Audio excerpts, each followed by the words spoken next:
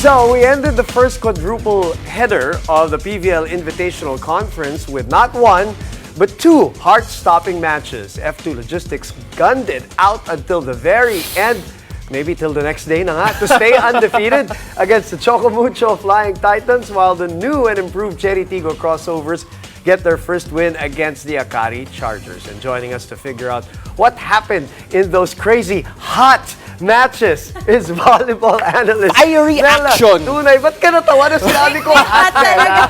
May hugot talaga tayo doon. Hindi wala akong hugot. Yun nga yung una kong tanong eh. You always have the inside scoop on the PVL. What was the inside scoop on the venue last night? Why was it hot from morning till evening? Let's start with that. Mainit talaga, yung labanan. Kasi, sorry guys, pagod pa ako. Ginabi talaga tayo sa PhilSports dahil mainit nga yung labanan, and I guess it's my first time also getting to watch a game like that na dalawang 5-setters. Pero yung pangalawa, na parang it's a complete turnaround of things for F2. So for me, first time kong maka-experience ng ganon, and all thanks to challenges pa, no? So, yeah, mainit. Hindi sinagot yung tanong ko pa. Oo nga eh. I wanna know! Magaling talaga mag-PR to eh. But Mela, you mentioned it, yung challenges, very crucial. What does it say about yung coaching staff ng F2? Considering that is probably one of the biggest reasons why bakit sila nanalo.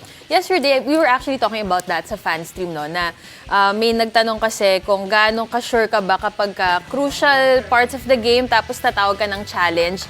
And Ate Z did mention na kailangan, group effort among the coaches. And I believe it was one of their coaching staff who did insist, and super sure siya, di ba? I just don't know the name, but he was super sure na may net touch sa Choco Mucho. So, I guess, talaga siya, I mean, the players had their highlights of the game, but it was also the coaches. Ganda na labanan ng timeouts yesterday, ng substitutions, kaya ako all out.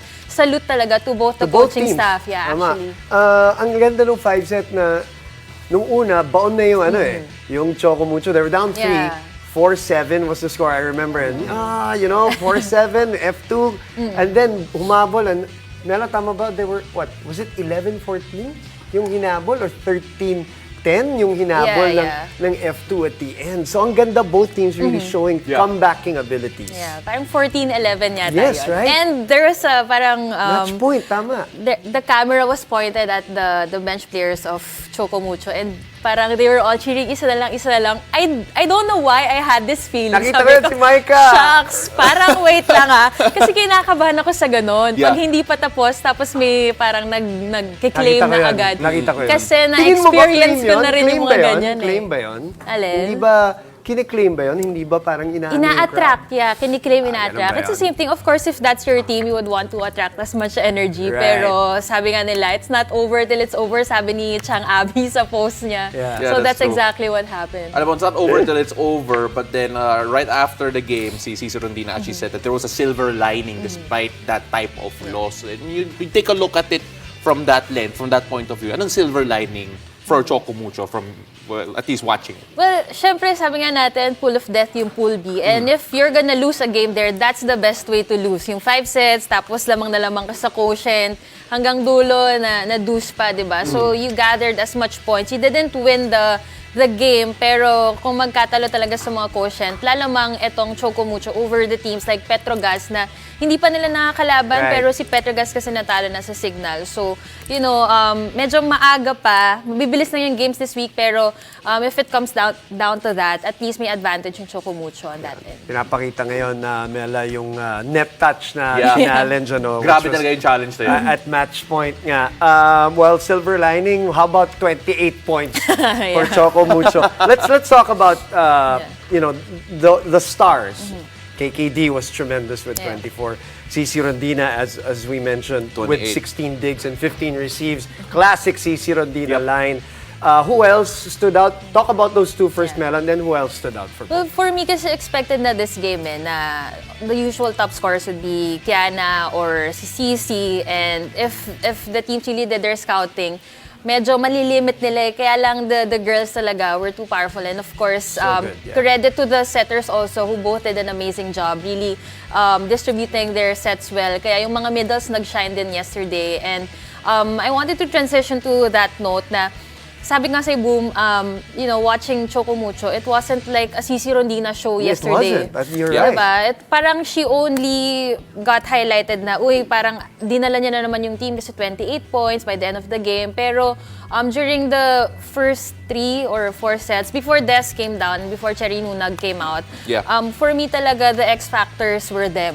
Na parang, yun nga, kasi big thing yun na not all the attention is with CC Rondina, Right. especially going up against a team like F2 na very ironic yung nangyari kahapon na lamang palagi yung Choco Mucho sa kanila in terms of blockings, diba? So that means na naka-scout talaga sila ng maayos and at the same time, yung atake nila, na-scatter talaga yung blockers ng F2. Panapos na lang. Oo. Panapos na lang ang Alam mo, kulang. pwede Okay. to maging podcast sa totoo lang. Just taking a look about all the talk points here. Kasi so many players stepped up in that particular matchup. But let's go to the other 5 sets. Yeah. Cherry Tigo against Akari Chargers. Cherry Tigo getting an important win in terms of yung development nila, especially with all the young players there.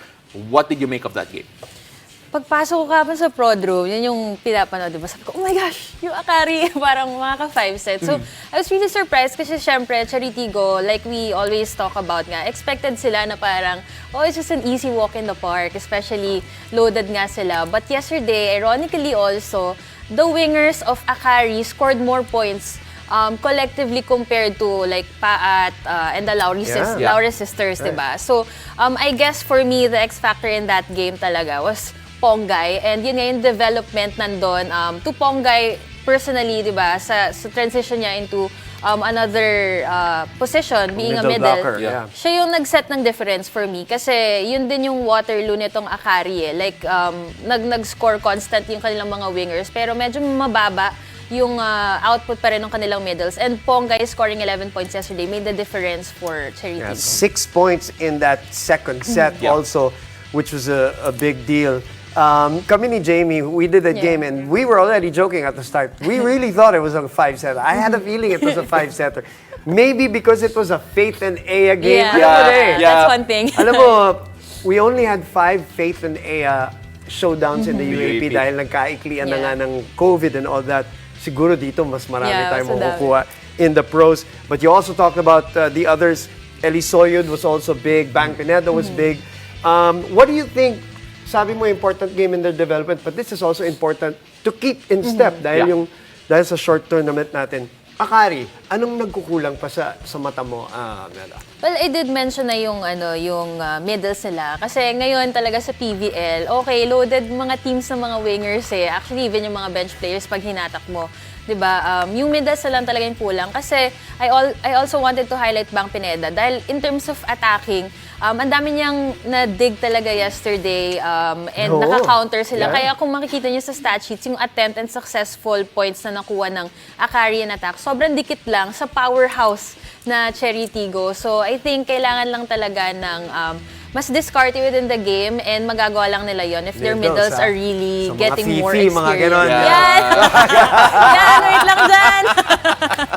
Well, writing's on the wall. But, guys, Mela, we can't keep you here for too long, unfortunately. But for those who want Pauwi to naman see... natin. Pauwi na eh. She needs to get her Hanap rest, tayo okay? kagabi. But then you can catch her in the Pilipinas Live, in the fan streams especially, where unfiltered si Mela Yeah. Tumenton. Mela, maraming salamat. Really Thank you appreciate so much, guys.